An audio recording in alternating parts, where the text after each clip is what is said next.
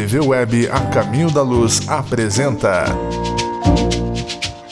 Palestras Espíritas.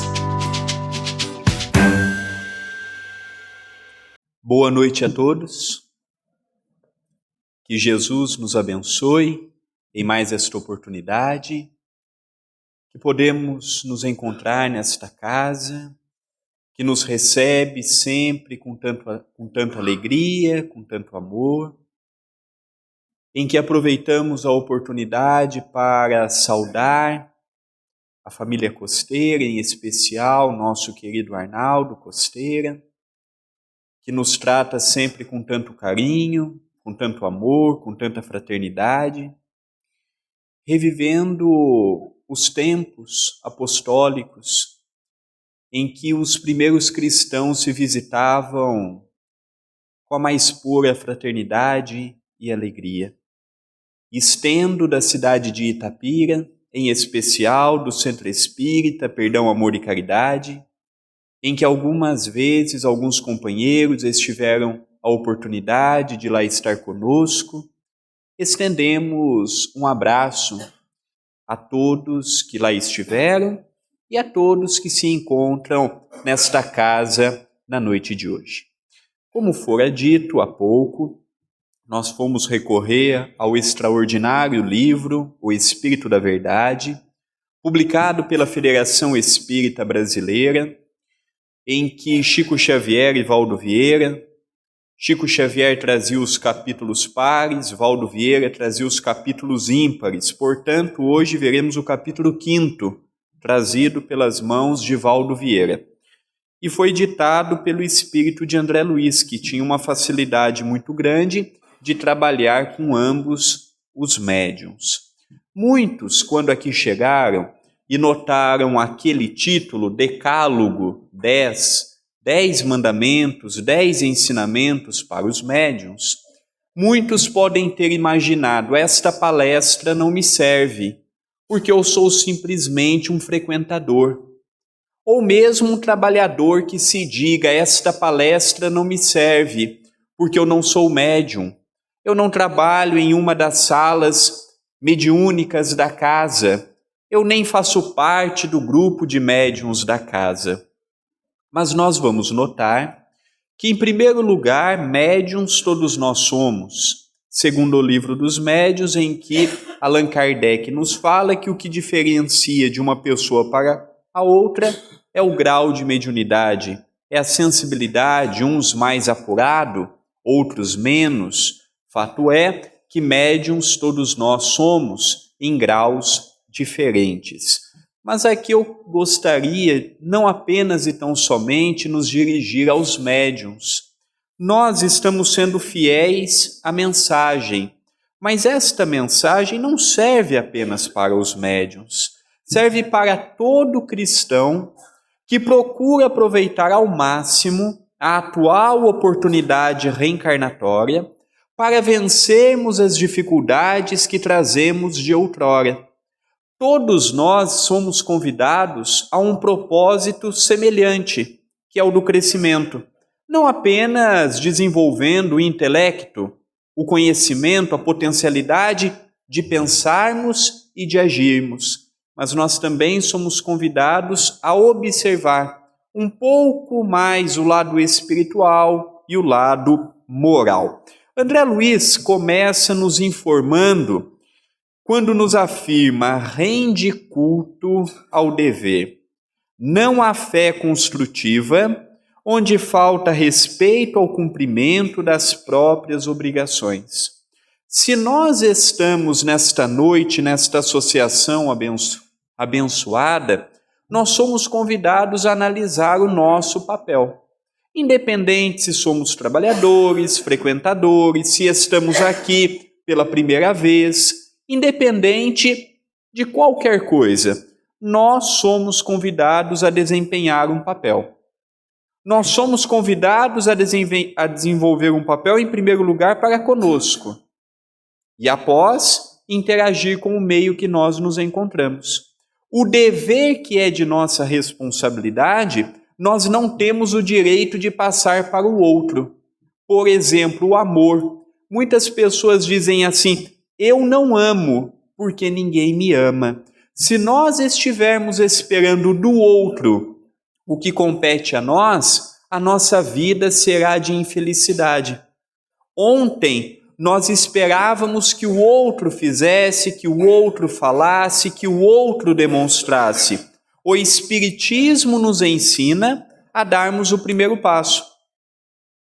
Então nós vemos que o dever nada mais é do que a responsabilidade perante a nossa própria consciência, perante nós mesmos, a identificar quais os papéis que nós somos convidados a desempenhar dentro de uma associação, mas em especial fora dela, nos desafios do dia a dia, os desafios vivendo em família, os desafios ao vivermos numa sociedade que ainda dá mais valor para o material do que para o espiritual. Certa feita, uma pessoa nos perguntou: André, nós devemos dar mais valor para o lado material ou espiritual? Eu disse: por igual.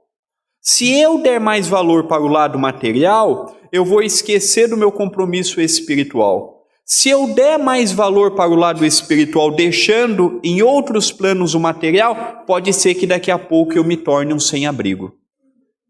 Então a nossa vida tem que ser de equilíbrio. A nossa vida, nós temos que compreender que nós podemos de tudo, conforme aquele tudo for conizente com o Evangelho de Jesus. Por que Paulo nos diz que tudo nos é lícito, mas nem tudo nos convém? Tudo nos é lícito porque nós temos livre-arbítrio. Nós podemos ir para onde queremos. Por que nem tudo nos convém? Porque hoje nós sabemos da repercussão das nossas ações, dos nossos pensamentos, das nossas palavras. Por isso que o mesmo Espírito, porém, pela mediunidade de Chico Xavier, certa feita nos afirmou: o Espiritismo não é a religião, nem do nós, nem do vós, e sim do eu. É eu analisar a minha participação, e o dever vem completar o conjunto de obrigações que está em nossos ombros. O segundo passo, André Luiz nos diz: trabalha espontaneamente. A mediunidade é um arado divino que o óxido da preguiça enferruja e destrói. Nós somos convidados. Se nós vamos aceitar ou não depende de nós. Ninguém é obrigado a ser médium, ninguém é obrigado a ser trabalhador da casa, ninguém é obrigado a frequentar as reuniões para poder participar da pomada. Ninguém é obrigado a nada. Mas se nós aceitamos o trabalho, nós temos que compreender que não tem que ser apenas de boa vontade. O Espiritismo era motivado por boa vontade no início do século passado, em que as pessoas iam conforme a disponibilidade, não havia necessidade do estudo, porque não era fácil ter acesso aos livros. Hoje não. Hoje, se eu me proponho ao trabalho, independente se é na mediunidade, se é com sem-abrigo, independente que atividade seja, que eu possa fazer com amor. Do contrário, às vezes é preferível nós não fazermos. Porque às vezes nós estamos crendo que fazer por fazer já vai beneficiar a nossa economia espiritual, e não é por aí. Emmanuel nos fala que para que um trabalho possa ser realmente válido para nós e para a nossa economia espiritual, nós temos que nos doar de corpo e de alma. Fazer pouco, mas fazer com amor. Fazer pouco, mas fazer com carinho. Não adianta eu fazer por fazer. Não adianta eu fazer esperando repercussão. Eu vou fazer para que quando eu desencarnar, eu vá para um lugar parecido com o nosso lar. O que Jesus nos orienta? Que a tua mão esquerda dê sem que a outra saiba. O nosso trabalho é no anonimato. É nós perante nós mesmos. E se eu escolhi o caminho do trabalho, que eu possa doar o meu melhor. Quando nós falamos de doar o nosso melhor, às vezes nós imaginamos, é para eu ajudar mais o próximo. Mas na atual conjuntura das situações, quando eu dou algo para alguém, quando eu ajudo alguém de alguma forma, quem mais ganha com esta ajuda sou eu.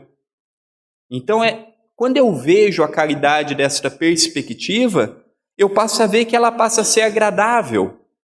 Passo a notar que ela é algo natural, mas que depende do nosso esforço. Por isso que ele nos fala, trabalhe espontaneamente, não espere que o outro te convide, matricule-se na vida e aproveite as oportunidades, porque às vezes nós contamos com a oportunidade do dia seguinte, mas pode ser que o dia seguinte não seja tão agradável quanto é o dia de hoje.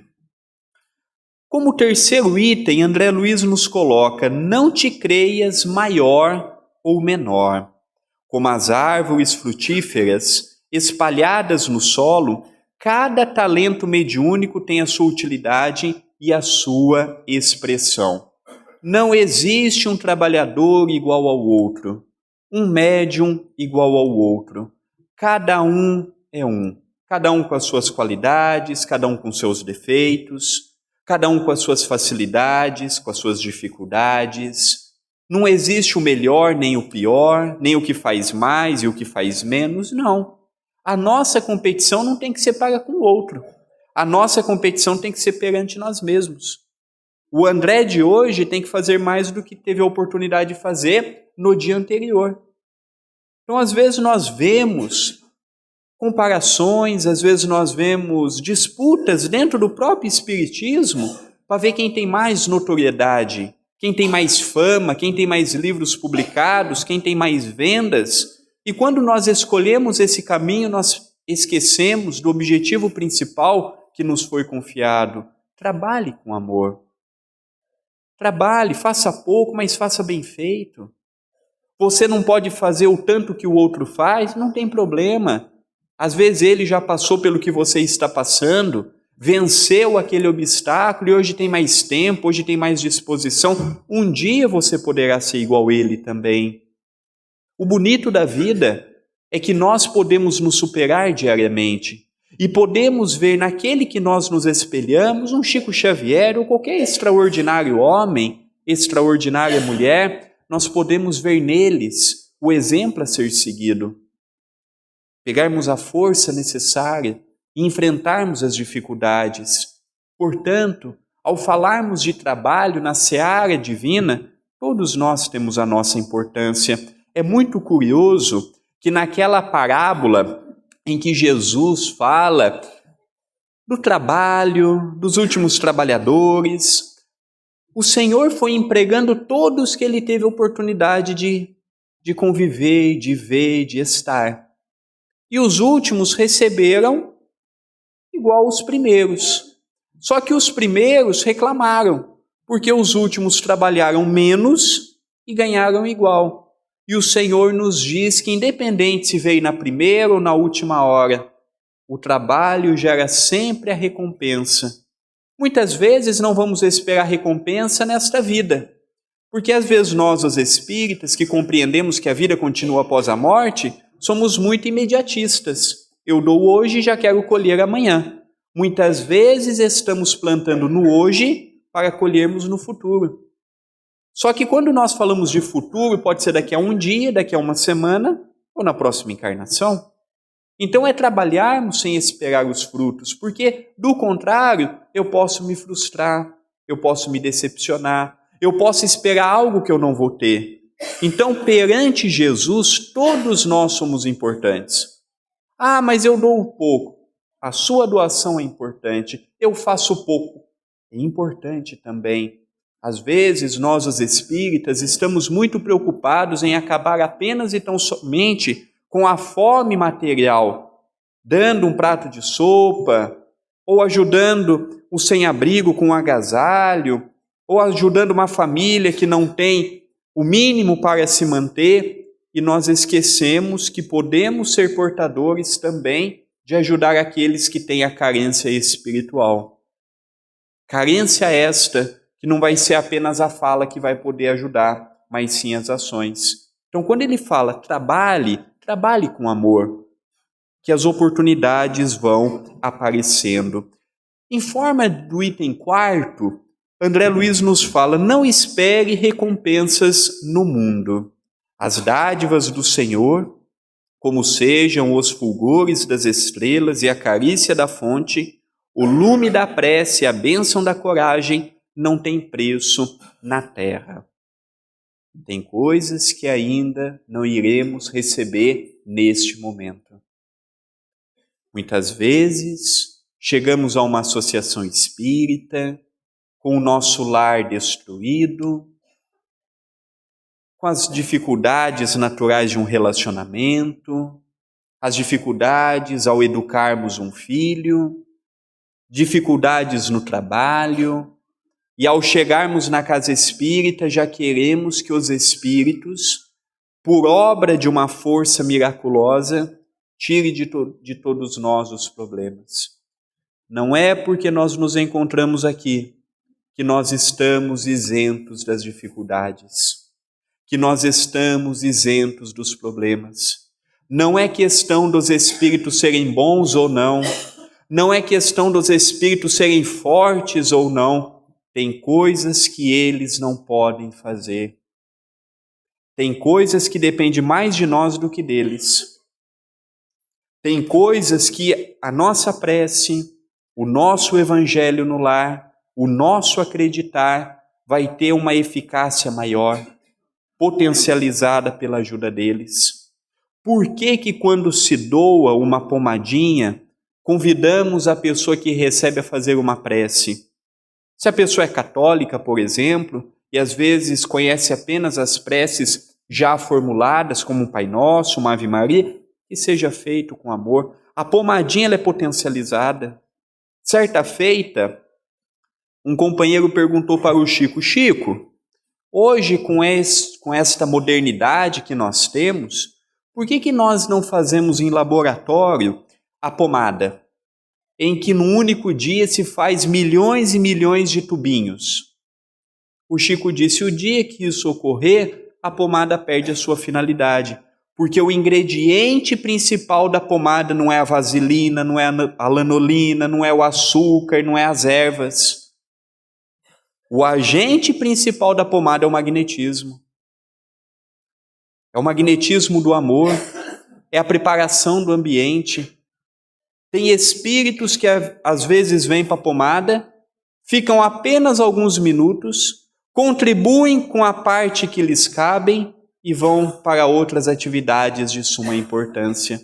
Então, perante Jesus, nós não podemos esperar a recompensa. Quantas foram as nossas encarnações que nós conversávamos com Deus em forma de barganha? Se Deus me der isto, eu dou aquilo. Eu contribuo com a igreja, eu ajudo sem isso, sem aquilo outro. Não. Quando eu sou convidado ao trabalho, que eu possa fazer pouco, mas que eu possa fazer sem esperar recompensa.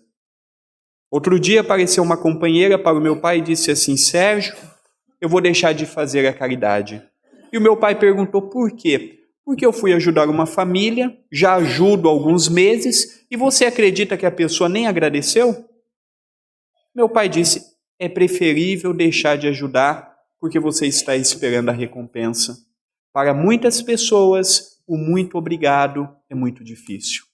Mesmo que para a maioria seja uma questão de educação.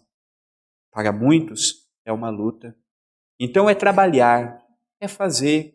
Nós já paramos para analisar se Paulo, se João, se Pedro, se Tiago, os companheiros imediatos de Jesus esperassem por recompensas? Será que eles continuariam o seu trabalho? É interessante que certa feita, Chico Xavier, conversando com um amigo, relembrou um diálogo que ele teve, o Chico com Emmanuel. E Emmanuel mostrou uma cena para Chico Xavier muito curiosa. O Chico tinha muita vontade de trazer o livro falando de Inácio de Antioquia, que havia sido discípulo de João, o evangelista. Só que a mediunidade do Chico começou a tomar proporções, o trabalho também. Ele não teve a oportunidade de trazer este este livro. Mas conta um episódio que quando Inácio estava indo para ser martirizado, ele começou a ver Roma, as suas belezas, as suas construções, o apogeu da época em que ali reinava justiça, igualdade para os nobres e havia a ingratidão para com os escravos. E de repente vinham aqueles homens fortes, os soldados romanos, e de repente Inácio começou a rir. E um dos soldados perguntou: o que você está rindo? Inácio disse assim: eu fico imaginando a beleza de Deus. Se Deus permitiu que o homem criasse tudo isto, imagina as belezas que Ele não permitiu que vislumbrássemos no mundo espiritual. Aqui estamos de passagem e que possamos trabalhar o quanto mais para continuarmos o nosso trabalho do outro lado. Item quinto, André Luiz nos diz: não centralizes a ação.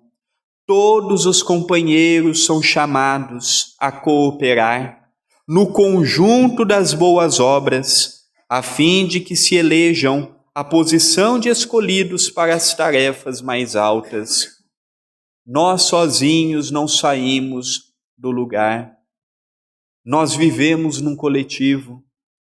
É indiscutível que em toda organização, seja religiosa, seja profissional, seja um núcleo familiar, é importante uma liderança, porque senão cada um faz o que quer, cada um projeta o que quer e aquilo não vai para frente. Mas nós somos convidados a convidar os companheiros ao trabalho. Não ao trabalho para conosco. Igual o Chico disse, eu trabalho para Jesus. Onde Jesus me manda, eu vou com amor, eu vou com carinho, eu vou com determinação. Eu trabalho com Jesus, para Jesus e por Jesus. Para quem nós trabalhamos quando aqui chegamos e somos convidados ao trabalho? Quem que é o nosso referencial e a quem nós estamos obedecendo? Então nós estamos vendo por esta página de André Luiz que o trabalho não deve ser visto pelo espírita como uma obrigação, mas uma oportunidade.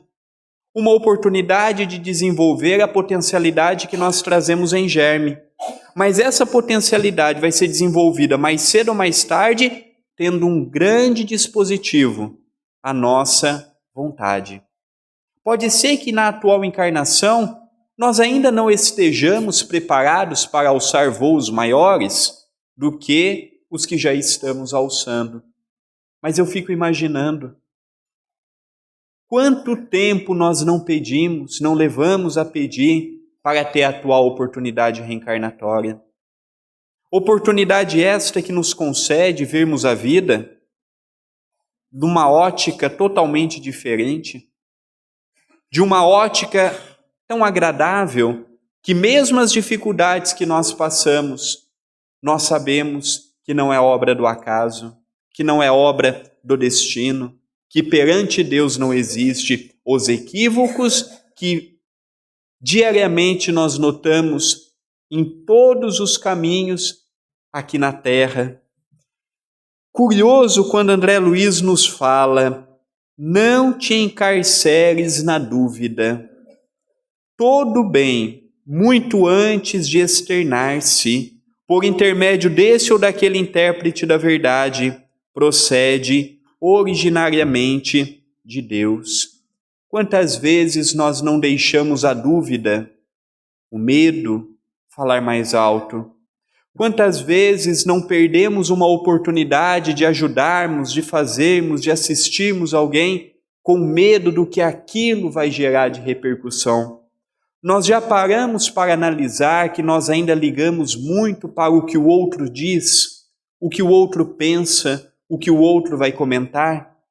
Desde o momento que eu me preocupo em demasia com o que o outro vai pensar, com o que o outro vai falar, com o que o outro vai realizar, eu esqueço de ser eu mesmo. Eu esqueço de analisar o que é melhor para mim e passo a analisar o que o outro vai pensar.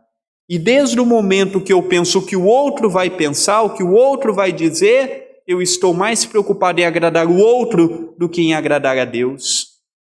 Não tem como agradar a todo mundo. Não tem como. Não tem como apenas vencer, apenas ganhar. A vida é uma troca de experiências em que muitas vezes vamos perder, equivocar, errar, mas que possamos levantar a cabeça e continuarmos adiante, vencendo as lutas, vencendo as dificuldades. Geralmente nós as potencializamos. Potencializamos com medo do que a nossa ação pode gerar. Não. Se hoje nós estamos entendendo que o bem é tudo que ajuda o próximo, independente de uma ajuda material ou de uma ajuda espiritual, que possamos fazer. O mundo está repleto de carentes, quando não da matéria, do espírito. Muitas vezes nós podemos dizer assim: eu não tenho como ajudar o próximo, eu estou passando por uma situação difícil econômica. Não tem problema. 1 minuto você tem para pelo menos poder fazer uma prece. Uma prece com amor, uma prece com carinho, uma prece com devoção, envolvendo aquele doente, envolvendo aquele nosso irmão que muitas vezes procura nos perseguir. Porque do contrário, o que adianta nós estarmos vindo na casa espírita semanalmente, ouvindo a mensagem, participando do tratamento, cooperando com o tratamento, se nós não deixamos a mensagem entrar em nós? E quando eu falo de dúvida, eu me lembro de uma extraordinária mulher que nós tivemos na cidade de Uberaba, a tia Cida, do Hospital do Fogo Selvagem, Hospital do Pênfego, uma mulher extraordinária, que não tinha qualquer cultura, não tinha acesso aos estudos, e pelo seu próprio esforço fundou uma obra enorme naquela cidade, em que o Chico ajudava com tanto carinho, com tanto amor. Para nós vermos o grau de intensidade desta companheira, ela pegava o autocarro de Uberaba, ia para a cidade de São Paulo, pedir dinheiro para fazer o hospital que ela fez. Muitas vezes foi presa por ser considerada uma charlatã, uma enganeira, uma pessoa que brincava com a fé do outro, ia presa, no outro dia saía e dava o seu testemunho natural. E certa feita, ela chegou para o Chico muito triste, ela estava desalentada, estava cansada, e disse assim: Chico, eu vou deixar o hospital. Mas por que, minha filha? Você construiu com tanto amor, você dirige com tanto amor, você está à frente de um trabalho tão bonito, ajudando tantos companheiros que se complicaram nas cruzadas e que hoje vêm com essa provação terrível e que você assessora com tanto carinho, com tanta autoridade de causa, você vai abandonar agora? Aí ela expôs o problema ao Chico. Chico, eu construí o hospital com muito esforço. Nunca tive ajuda do governo, nunca tive ajuda de ninguém. Muitas vezes ia, seja em Uberaba, seja em São Paulo, pedir dinheiro para poder construir o hospital. E estão dizendo que eu estou roubando a instituição. O Chico olhou para ela, com aquela autoridade moral que ele possuía, e perguntou: tia Cida, você seria capaz de roubar a instituição? Ela olhou para o Chico e disse: jamais, Chico. Muito pelo contrário, o pouco que eu sempre possuí foi destinado para esta instituição. Então, minha filha, trabalhe com amor, porque se você sair agora, nesse momento, vão dizer que você roubou tanto que já não precisa mais. Se você continuar, vão dizer que está tão bom e tão fácil que não quer largar. Vão dizer de qualquer maneira que está roubando. Já que é para dizer, continue trabalhando com amor, continue trabalhando com caridade, continue ajudando a todos que você puder. As pessoas, a maioria, ainda são maldosas, invejosas. Quando não tem o que falar de nós, criam. E se nós formos dar ouvidos para o que as pessoas têm a dizer, a nossa vida não sai do lugar. Porque está cheio de pessoas que não têm o que fazer. Está cheio de pessoas que procuram defeitos onde não tem. Hoje nós somos convidados a não preocupar mais com o outro. Se o outro erra, é de responsabilidade do outro. Eu não sou fiscal. Nós não somos fiscais, nós não somos juízes, nós não somos nada. Nós somos seres comuns, em evolução. E no mundo espiritual, prestaremos contas do que aqui estamos fazendo. Então a dúvida geralmente atrapalha o desenvolvimento do nosso trabalho. Continua André Luiz: estuda sempre, à luz do conhecimento, armar-te-á o espírito contra as armadilhas da ignorância. O espírita não pode achar que já sabe de tudo. Por maior que seja o nosso conhecimento, nós sempre temos o que aprender.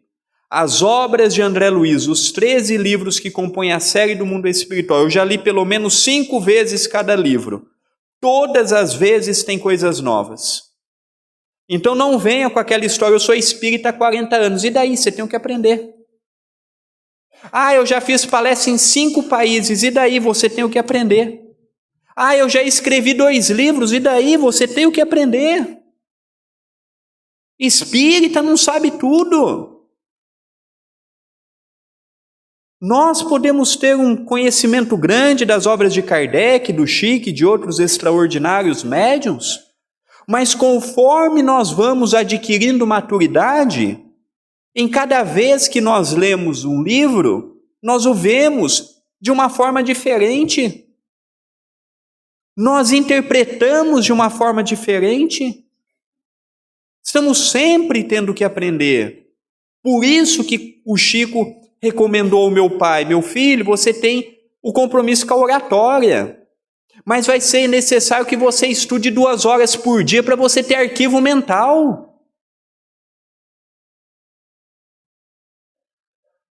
Estudar, se aprofundar, entender o conteúdo, para que nós possamos analisar o que vem a ser o certo, o errado, mesmo que ainda seja de uma maneira relativa.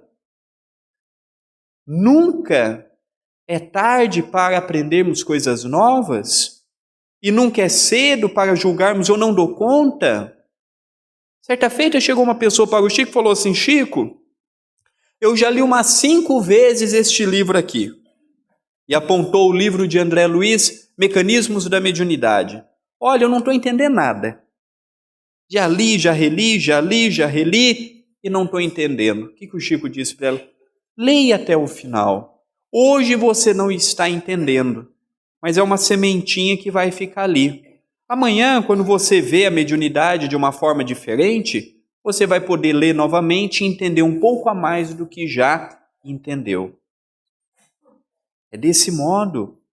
O livro Nosso Lar, por exemplo, cada vez que eu leio, são revelações em cada parágrafo. É uma revelação atrás da outra, em que se nós fôssemos pegar um único parágrafo, daria um seminário de no mínimo 8 horas. E o livro tem 50 capítulos. 50 capítulos. Esta parte de estuda sempre me faz lembrar o mito da caverna de Platão. Quando fala daquele personagem que estava preso a uma caverna escura e do lado de fora tinha movimentação.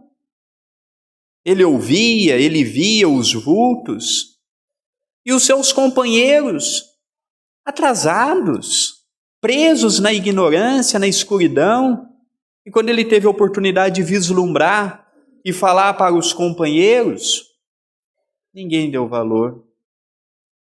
Ninguém. E é interessante que no livro Libertação, o prefácio de Emmanuel fala do peixinho vermelho, que é muito parecido a esse conto egípcio, que foi conhecer outros lagos, foi conhecer outros rios, e quando retornou para falar que o mundo era muito maior do que o que eles estavam vendo, ninguém acreditou. Então que nós possamos estudar. Ah, André, mas eu não tenho capacidade. Por que você não tem capacidade?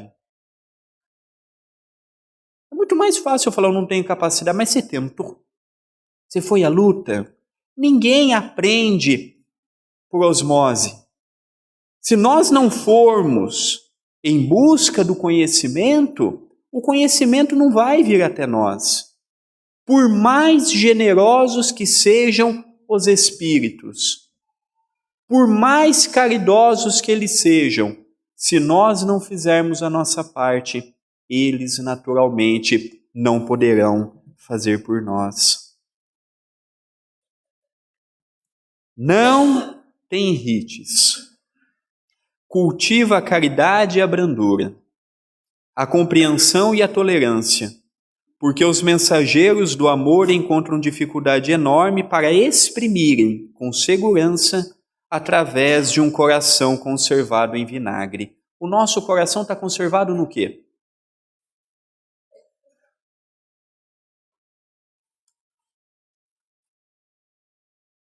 Como é que tem sido a nossa reação? É interessante que às vezes nós vamos nos preparar na sexta-feira para vir para o centro, para a associação.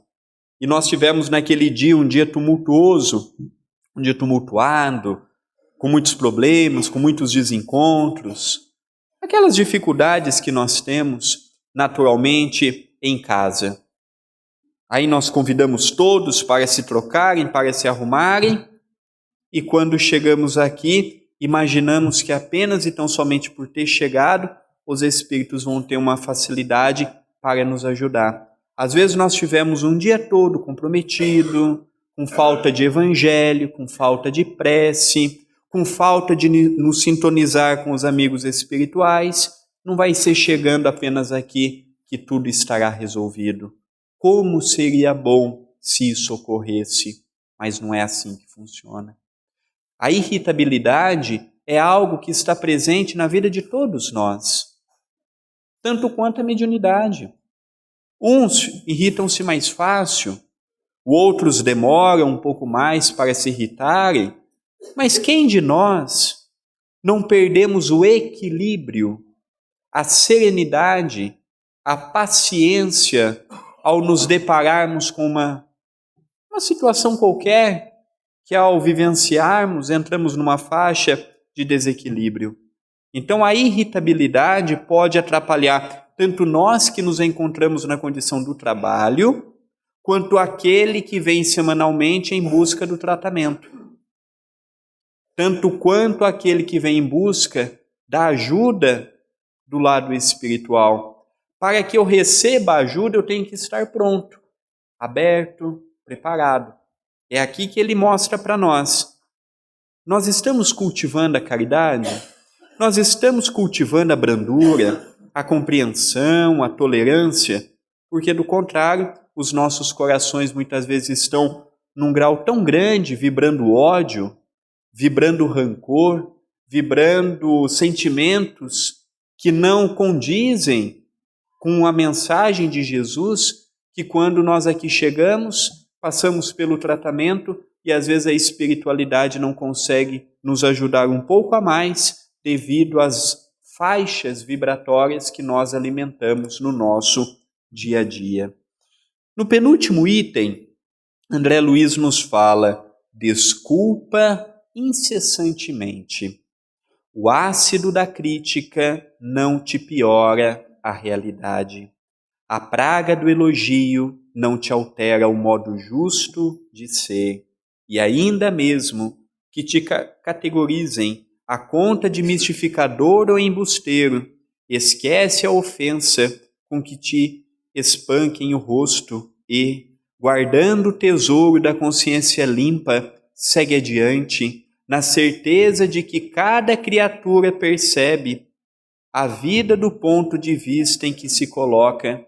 Muitas vezes a pessoa tem literalmente de tudo e para ela nunca vai estar bom.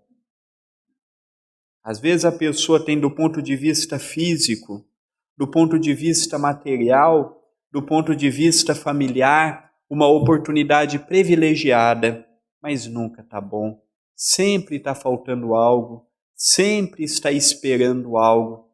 Então aqui nos mostra a não esperarmos nada além do que já possuímos, aceitarmos o corpo que nós temos. Pode ser que não seja o corpo dos nossos sonhos, pode ser que a nossa família não seja a família dos nossos sonhos, pode ser que o nosso trabalho na atualidade não seja aquele a qual nós escolhemos, nós tivemos uma formação, mas é o que nós temos na atualidade. Esperamos sempre a troca, a recompensa, e muitas vezes nos frustramos por não ter nada disso. Então, mediante a vida, olhemos com os olhos da realidade, não mais com os olhos da ilusão, não mais com os olhos de esperar algo que naquele momento nós trazemos no nosso íntimo a certeza de que não possuiremos. É interessante que Jesus nos convida, perdoe. Perdoe para que Deus vos perdoe. Desculpe o seu semelhante para que você permita que o outro também te desculpe, que o outro também te perdoe. Certa feita perguntaram para o Chico, Chico, na tua visão, qual a virtude mais difícil de ser colocada em prática? O Chico disse, quando falamos de virtude, todas elas são muito difíceis. O amor é difícil, a caridade é difícil, a tolerância é difícil. Mas é interessante que Jesus deixou, por último, o perdão. Quando na cruz, com aquela coroa infame, ele olha para o céu como quem conversa num canal direto com o Pai e fala, Pai, perdoa-lhes porque não sabem o que fazem. Jesus em momento algum nos perdoou, porque ele não se sentiu ofendido. Só se sente ofendido quem é orgulhoso. E nós estamos cheios de pessoas orgulhosas do nosso lado, que precisam muitas vezes que nós cheguemos até elas e falemos, você me perdoa? Você me desculpa? Como naturalmente muitos cometerão atitudes que aos nossos olhos são graves. Se nós formos levar ao pé da letra tudo que fazem conosco, nós não convivemos com ninguém, porque todos são dotados de imperfeições. Imperfeições que às vezes aos nossos olhos são gigantescas. Mas o desafio está no relacionamento. O desafio está em lidarmos de uma pessoa para com a outra sem esperarmos as recompensas daqueles frutos, ou sem esperarmos os frutos que aquilo pode gerar. E André Luiz encerra nos dizendo, não temas perseguidores, lembra-te da humildade do Cristo e recorda que, ainda ele, anjo em forma de homem, estava cercado de adversários gratuitos e de verdugos cruéis, quando escreveu na cruz com suor e lágrimas o divino poema da eterna ressurreição. Quando nós temos em Jesus o nosso modelo maior, nada nos falta. Pode vir a dificuldade que for, pode vir o problema que for, pode vir a luta que for, nós não estamos sozinhos. Nós nunca estivemos sozinhos. Mesmo que olhemos para o lado e não encontremos ninguém, mas quando a luta vem até nós, e eu me recordo deste mestre amigo, próximo, que está do meu lado pelo que eu sou, não pelo que eventualmente eu possa refletir mediante a sociedade, eu passo a ver a vida com outros olhos, e eu passo a crer nele de uma maneira incondicional.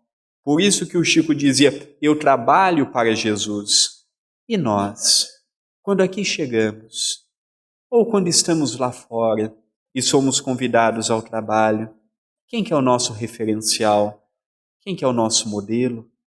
Quem que é o nosso estímulo a enfrentarmos as dificuldades, as lutas, as vicissitudes, os problemas? Que possamos sair desta casa abençoada na noite de hoje e levarmos conosco a certeza e a necessidade do trabalho. Trabalho que engrandece a nossa alma, projeta para todos nós um futuro inimaginável do ponto de vista espiritual, mas é necessário começarmos. É necessário não mais deixarmos para o amanhã. É muito importante que nós consigamos ver nesta mensagem em que ponto ela se encaixa em nosso dia a dia, em que ponto ela gera em nós motivos e momentos de reflexão, e que possamos verdadeiramente vermos neste Jesus amigo e próximo, aquele que estará sempre do nosso lado, sem qualquer medo, sem qualquer repercussão negativa. As críticas, as desilusões, as tormentas virão, mas a nossa preocupação maior tem que ser perante a nossa própria consciência, estando em paz conosco mesmo. Que Jesus nos ilumine, que Jesus nos envolva, que Jesus nos fortaleça e continue nos dando tudo o que necessitamos para termos uma vida plena de êxito e de equilíbrio. Muita paz em nossos corações.